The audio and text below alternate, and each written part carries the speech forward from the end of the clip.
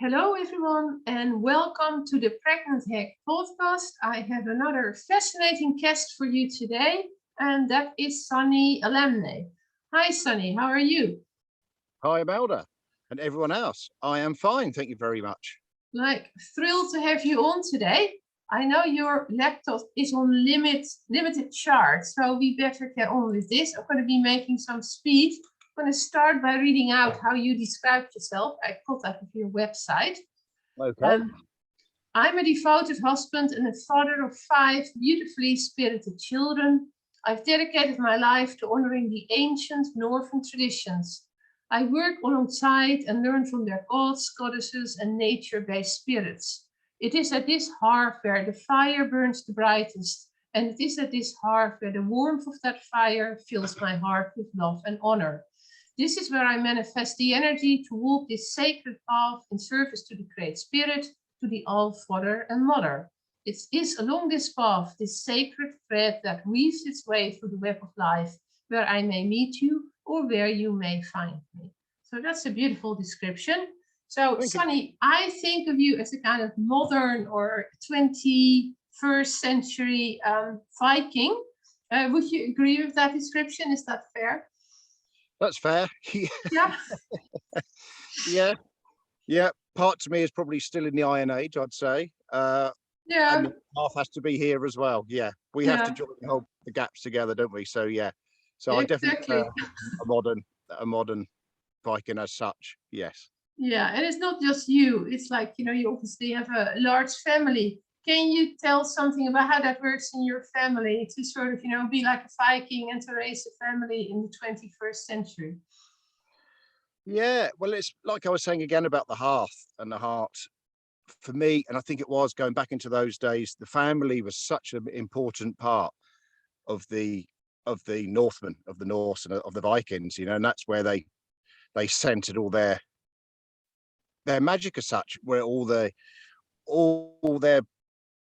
looking after the children and the wives and the husbands going out, because they were originally farmers, as we know, and that was the main important thing, was the family, and that's where they got a lot of their energy from. So for me, having five children, it, I'm surrounded by all their wisdom and their magic all the time, and it's just such a joy to, because they're such brilliant teachers, and my wife the same, and it gives me something. It really fills my heart with joy to be around them, and the love they give me. I can then it just feels, it's the flame. It really replenishes me, and it's just a lovely way of going out and taking their energy and healing other people as well as myself and everyone else around. It's such a joy. It really is a joy. Uh, yeah, and as a father, it keeps me bloody busy. I was going to say it's a busy but wonderful way of life. So you just mentioned the word healing. I also know that you've opened your own website recently, and I'm going to put the website in the show notes so people can find you, but that comes later. So how would you define the word healing as perceived within the Northern tradition? Like, how would you define healing? How would I define healing? I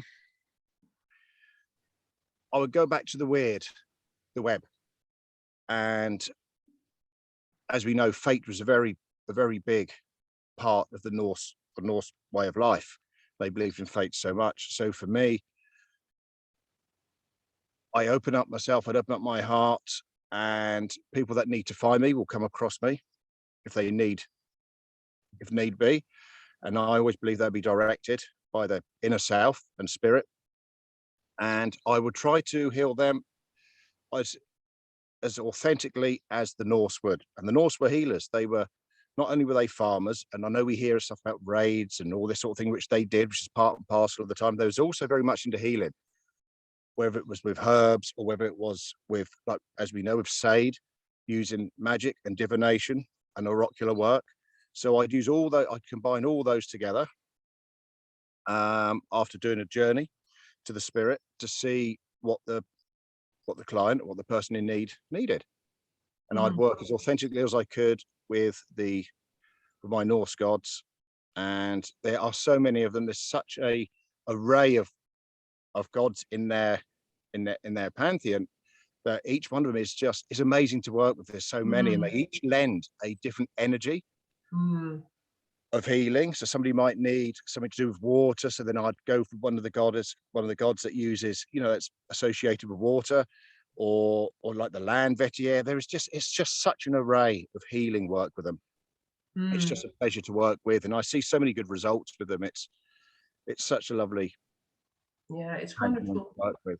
You could even say that doing healing work is another way of getting to know the gods and the spirits really well, isn't it? Because as you say, you keep being directed to specific allies who have something that's needed for a particular client. And along the journey, you learn a lot as well, don't you? Exactly, yeah.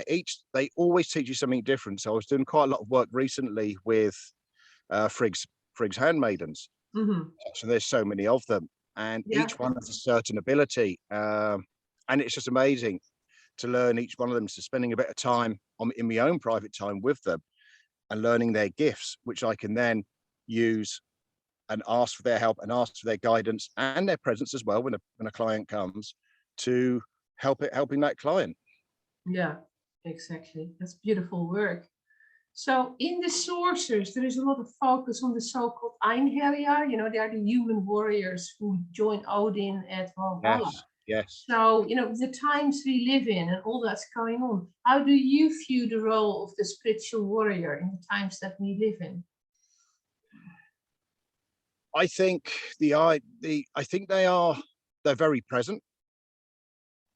I know that they're in Valhalla and they're fighting every day and they're drinking and then they're reborn and etc. And this cycle goes on until the end of Ragnarok, etc. But I think these male warriors, as such, are with us all the time. They're around us, but I think these gods that are coming back and these warriors aren't coming back in this warrior form where they need to fight and they need to kill.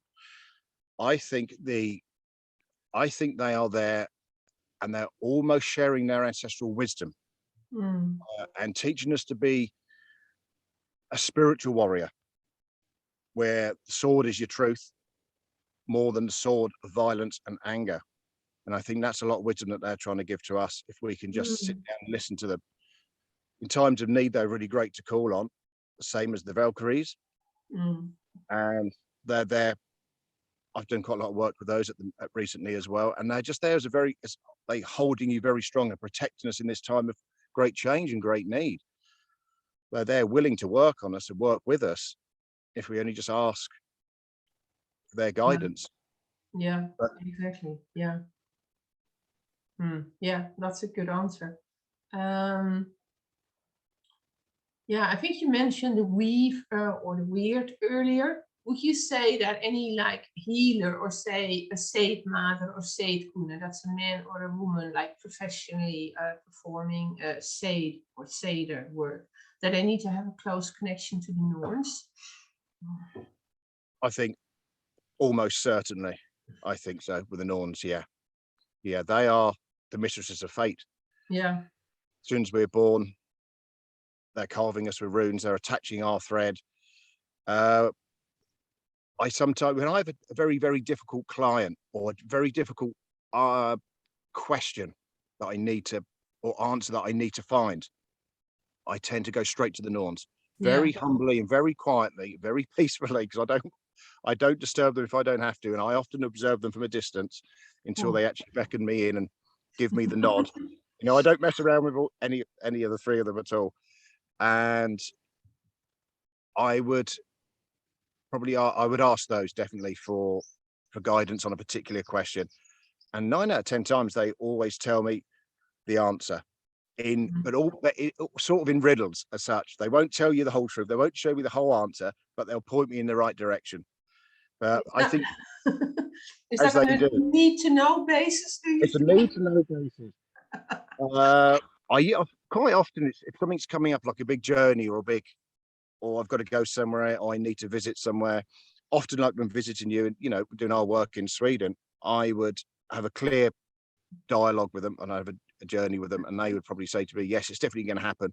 I think it's going to happen, or there's a good chance. They're very, very clear when something is and something's not going to happen.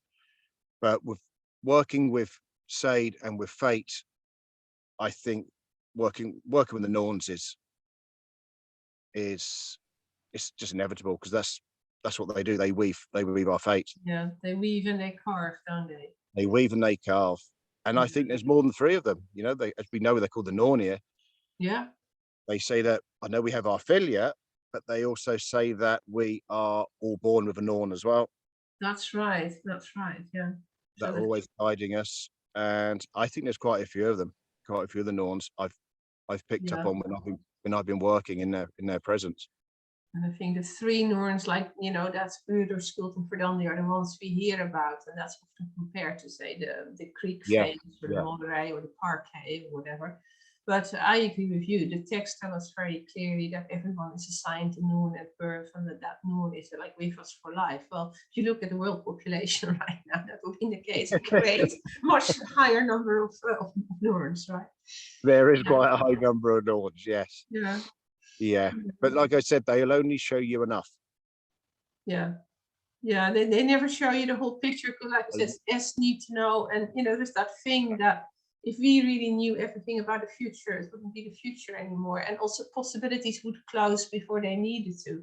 That's exactly. I was about to say that. Yeah, if they showed us everything, then part of our journey and our journey of learning wouldn't be needed. No. We'd Yeah. know everything already. So then where would the future be? Because they've shown us it Yeah. already. So, because it's always interchangeable. This is the thing. Yeah.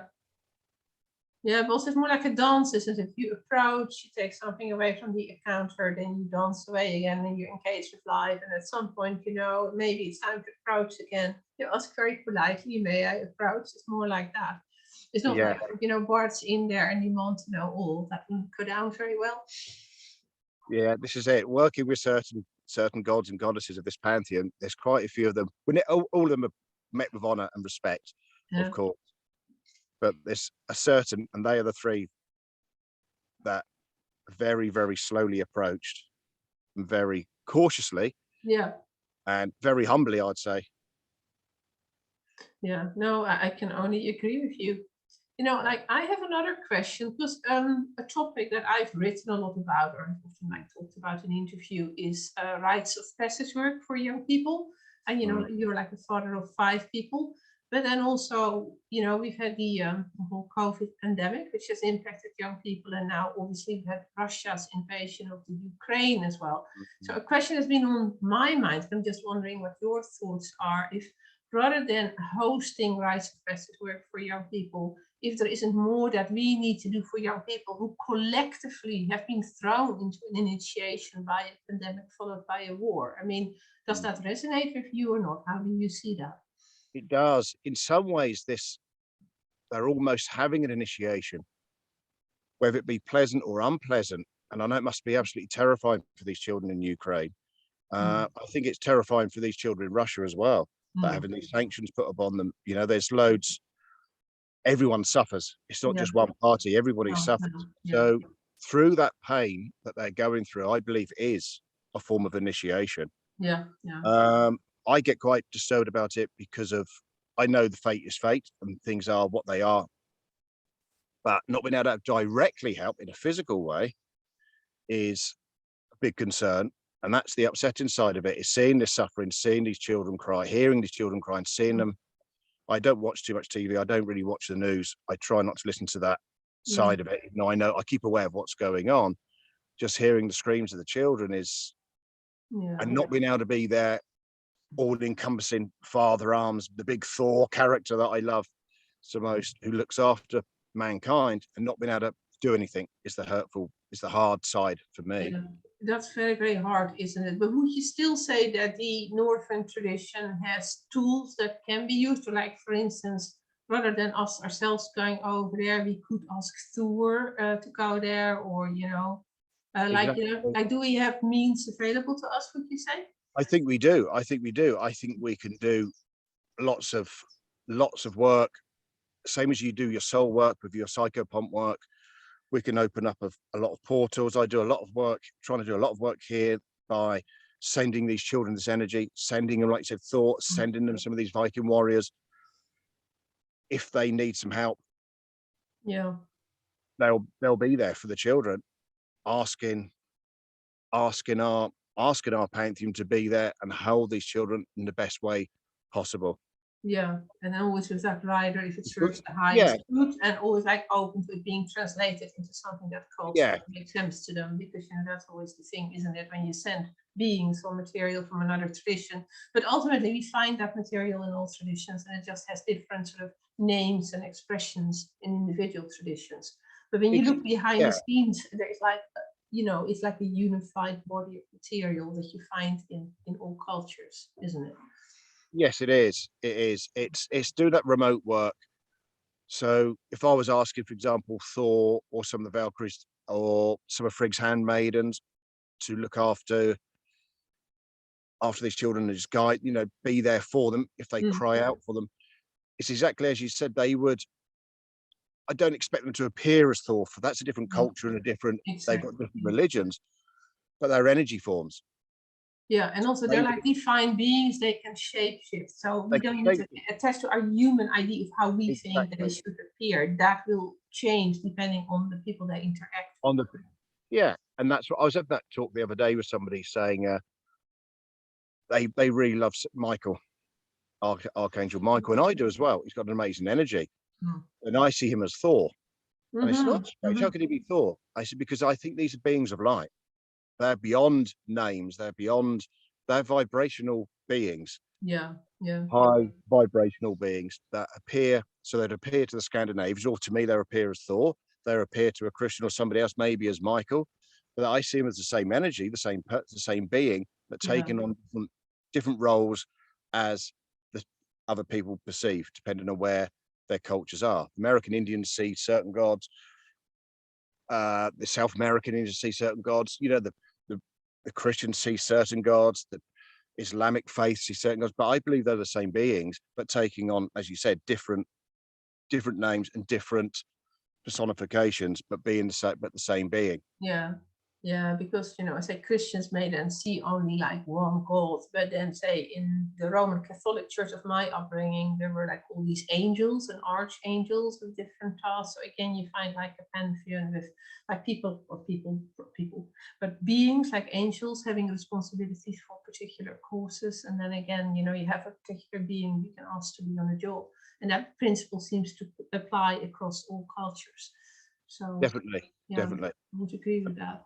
I would agree with that. Yeah. And I think it's quite good to be mindful of that, because otherwise you end up getting this polarization and this separatist thing where, I believe in angels, but I believe in Valkyries. To me, they're both the same. They're one of the same things. My Valkyries aren't going to fight your angels because they're the same beings. I see them as Valkyries, and somebody else might perceive them as angels. But when we look away from our own ego, the way our perceptions of that reality, we'll see the greater beings of what they really are. No, and I think that's really important to sort of keep the ultimate focus on that unity principle, because we should not like take our own cultural lenses of perception as truth. They're like a filter, they're like a pair of glasses we wear, but in itself it's not the truth. It only is like what helps us perceive something and be in relationship. So I think that makes perfect sense. Now I mean, how's the laptop doing? You want to just check the chart? The laptop is doing fine at the minute. It's being I think it's being charged by the beech tree and everything else around. Oh, I didn't know you could do that. That's the way of the future, like trees charging laptops. This is it. Yeah, I'm working on it. You're working on it. Well, that's the kind of technology our world needs. Okay. So, Sunny, is there any other question or any topic you would have liked to have been asked about, or that you'd like to talk about that I have failed to come up with? No, I'm just happy just answering questions that you come out with. You're always coming out with something interesting all the time. So okay. So I've watched quite a few of your podcasts, so yeah, you've seen some familiar people on there. I think I've seen some very familiar people on there. Yeah, it's always a joy to see them. Yeah, it's good to see them. Yes, no, it's lovely. Yeah, different viewpoints. So what about like your family and children then? Because I'm very much aware that as a parent, like I only have 3 children. Well, that was quite busy most of the time.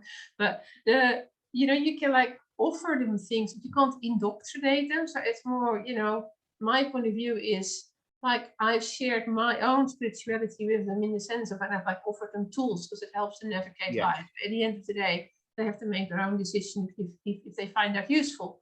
And sometimes they sort of dip into it for a while, they take a break, and then one day, they come back to it again. How does that work with and I know they're all different ages as well, but do you observe a similar thing with your children? Yeah, I was going to say it's very, very similar. So if we was doing a ceremony, for example, like a mead ceremony, me and the wife, but Georgia loves doing these sort of ceremonies with me. So we do the ceremony. The kids just love it. They're interested. They want to hear about it. They love the stories, and they join in. So they sort of pick and choose what they like to do. So because my wife is very, very similar to me, she's very earth based. She's amazing with her plant spirit medicine and working with the homeopathy and things like that. The children have been nurtured by her continuously, through those sort of natural medicines, which the heathens, the pagans used all the time. Yeah. Especially the Norse women were using that sort of medicine from the herb, from the hedgerows all the time. So the kids have been brought up with that way of living, but at the same time, it's like having a foot in both worlds. They're brought up with that sort of way of living, but they're also living in a modern world. So you have one foot in sort of this realm and one foot in that in the modern realm, one in the ancestral, in the ancient realm. But they join and they love it. So the winter solstice, summer solstices, the Yule times, we always make a ritual together, and we all get involved. And it's just a way of thanking and honouring the gods, the spirits, and the land vetier and those around. And they really enjoy it. Then they go off and do their own thing. As children need to do. That's the imperative of children. But I know that also as a family you make mead sometimes. Can you tell us something about that? I've seen like our group in Sweden sort of spellbound by your stories of how the family makes the mead together. And we have a friend. He's amazing. He's Swedish as well, and he has his own bees. So I try to get a lot of honey off of him. So it's all natural.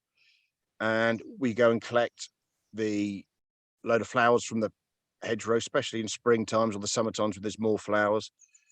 And we'll probably I'd wait for like a decent blot ceremony, or maybe a Yule, or mainly or the solstice sort of ceremony, and we'd all gather together and we'd use the honey, we'd melt the honey down, we'd put in the water, we'd put in the flowers, and we'd all take turns enchanting some runes. Nearly all the runes, we pour the runes in, then we all stir it, and we just turn it into like a fun activity. And at the end of it, you have the lovely mead, which you've tasted before. Yes, I certainly have. Yeah. And it's great. And I tell the story of Kefzir, of the mead of poetry, and just do a little bit. And it's a bit of an education for the kids, and it's just an enjoyable sort of thing to do. But it's also something that I then use, or that we do use in our ceremonies when a day of importance comes up. Yeah, exactly. And I just wanted to say, for people who are not familiar with Old Norse terms, that a blot, you mentioned that it's an offering ceremony. Some people may be listening and wondering what that is. So I just thought I would explain that. And I think the beauty about mead is like you make it sort of, in your home or in your land, your hearth. And then you've even brought it, like, say, to Sweden or even here in London, like where, we've had groups. And it's so beautiful that it's like, like sacred elixir that sort of travels and takes its place as another hearth, and like more people can participate in that. And that is a direct connection to the meat of poetry. That, like, it brings like inspiration and creativity, doesn't it? It's more than just like drinking mead. There's like much more to it because it's so central to the modern tradition. Yeah. So when you're making anything you're pouring your intention. Not only you pouring the runes in it, you're pouring your attention in it. So all the children will say something. Georgia, my wife, she'd say something, and then she'd put her energy in stirring, and then the kids would stir. So you're stirring in all that energy as well. And then that obviously gets bottled.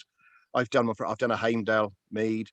So obviously I was focusing on Heimdall and said a few little things about him. So that goes into the mead. So if that was appropriate, I tried to, if I needed a bit of Heimdall help as such, I needed to see or hear something. I'd pour a bit of that mead out. Yeah, I don't drink it for Sunday afternoon sort of fun. When we make the mead in ceremony, it stays for ceremony. It stays ceremonial. So have you ever made Thor's mead, like mead dedicated to Thor? I made Thor's mead. Disa block mead. I've done some Freya mead. I think I'm going to wait. I was going to do it this year, but we got so busy with what's going on and this pandemic thing playing out and everything. I didn't get around to doing the mead. So this year I'm going to use some dark berries, some dark fruit, and I'm going to make a hella mead.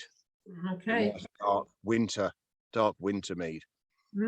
And would you just like explain as well, again, not everyone who's listening to this is going to be like fluent in the words of the Northern tradition. So let me just backtrack for a moment. Disa blood is an offering ceremony for the female, like wise or deified ancestors. So like, you mentioned that again for the people who are listening who don't know all of the Old Norse words.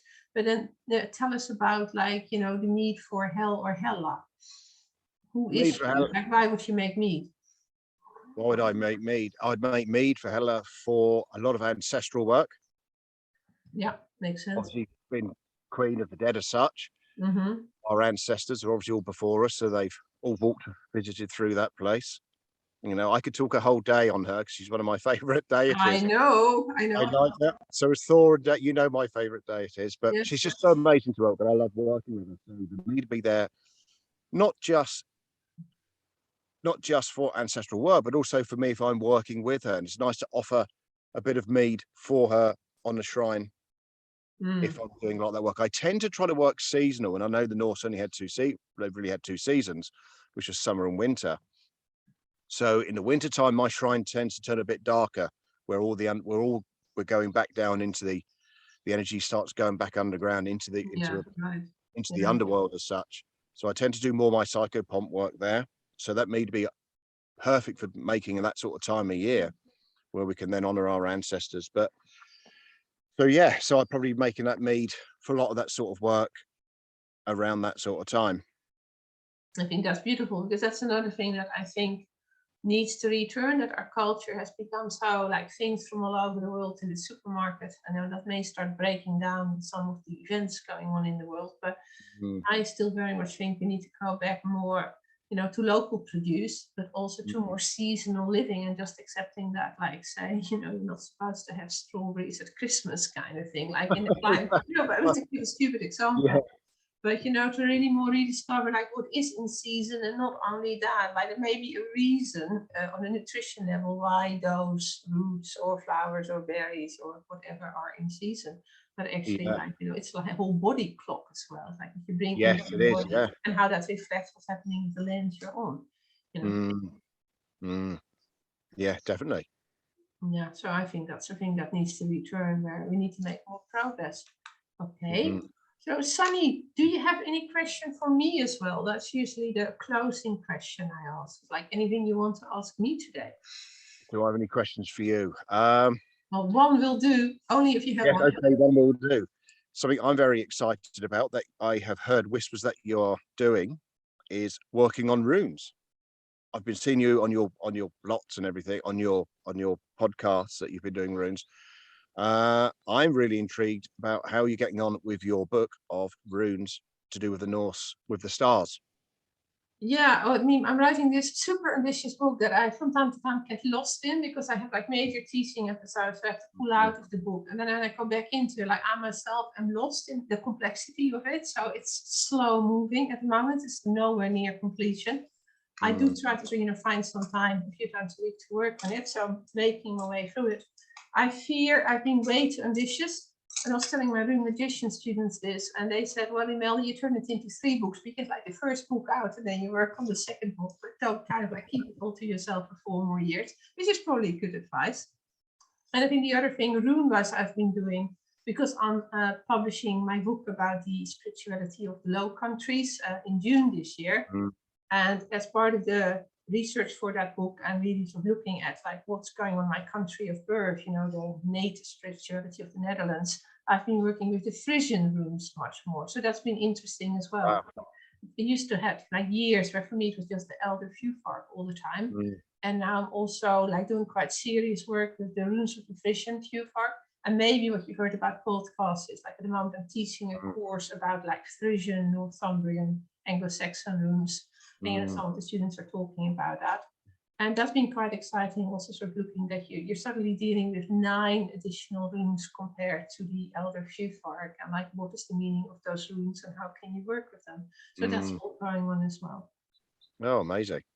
So How yeah. many rooms are there in the Frisian rooms?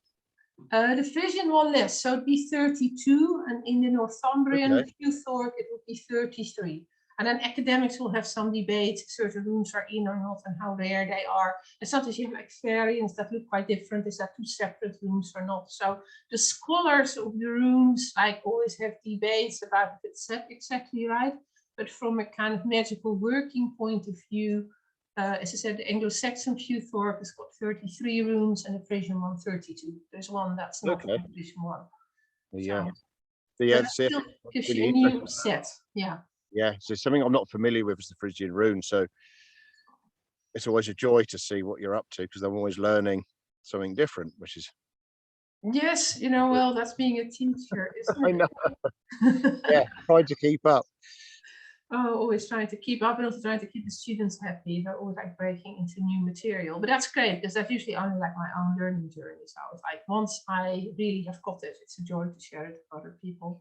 Well, this always goes back. This is probably also, it goes back to having a big hearth, because I know you've got a really supportive husband, your children as well, and like me as well. I can get on and I can do our healing work, which we're being called to do, especially more and more now, because of having that amazing support in the family.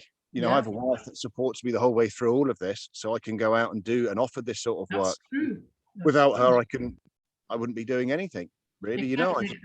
I feel a personal gratitude to Georgia, and you should tell her that, because I know like just how much time you have spent, like even assisting me in Sweden and being in London, doing a whole practitioner training, and with 5 children at home, that needs to be covered. The work of looking after the children goes on. You can't take a holiday from that. No, you can't. That's like that's a really big job. Yeah. So that's very, very true. So now, before that laptop runs out, Sunny, what's the best way for people to contact you? Is that like through your website? I see you have an Instagram page. I have just started the Instagram. I'm being pushed more into the modern way. Age. The kids are saying to me, come on, you've got to get an Instagram, Dad. I'm thinking, I was the last I was resisting. I resisted Facebook for years, and then I ended up having to go down the Facebook route. I try not to use it too much. I was one of the last people to have the mobile phone, I'd rather have sticks and twigs and things, but I had to do the mobile phone. I had to put one foot, and we said it before, one foot. I know. We have to move with the times, but I think your Instagram account is 9 Realms. 9 Realms Healing, It's 9, like number 9 Realms Healing. Number 9. Put it in the show notes so people can find it. But you've got some 9 lovely pictures up there, so go, check it out and follow Sunny's account. And then, what about Facebook? Can people find you on Facebook? Facebook is just under my normal name, Sunny. But I tend not to use it too much. I've got a separate Facebook account, which is 9 Realms. Okay, so they can find that on Facebook. I try to link it with the Instagram. So I update on there. And then I have the website, which was fantastically built for me, which is 9realmshealing.co.uk. There you go. So it's all the same name. So once they've got that, it's quite easy. You just look for the same thing on all the platforms. Yeah. Well, I know how confusing it can get when people are trying to find trying to hunt this out or hunt that out. So I thought keep it really simple. I'm guilty of that because my online school has a different name for my website, and people are constantly tripping and confused which site they're on, but I can't change it anymore. Yeah. So, that's a thing that I have created for myself. It's better to keep it simple. It's the same. I know. I thought right, I'm going to keep it simple. Otherwise, I'm going to get lost myself. Absolutely. Okay, Sunny. So, I invite everyone, to contact Sunny, for various services, or also, I think, you sell things as well, don't you? Like things that you and your family make. Aren't there products you sell on your website? Yeah, we've been making, or the wife's been making, George has been making a lot of mugwort sticks, because we grow the mugwort here on the land I'm actually on now. We grow some mugwort. We grow quite a lot of it. And then she's been binding and making the sticks. We've been making creams. I've been growing quite a lot of calendula, and then Georgia makes some fantastic healing balms out of that. So I'm going to put a lot of energy this year. She's been, as I left today, I was tripping down the stairs over all these bits of cleavers and other bits of greenery everywhere, all on racks and baskets. Wonderful. But she's starting to dry a lot of stuff now. So she's the creative aspect of the making and That's she wonderful. does all that side of it. I could grow some of the stuff, but she does all the amazing making and the balms and the True ointment. husband and wife team. That's wonderful. So anyway, I'm going to bring this to a close because I'm still afraid of your laptop conking out on us. Yes. So everyone, I invite you, like go run the 9 realms healing, like visit all the sites, contact Sunny about that healing work or things you want to buy or, whatever it may be. Tell other people about this work.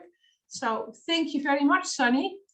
And more than welcome. please Thank stay you on the line, but I'm going to close the recording. I just want to talk to you for a moment longer. So I will be back.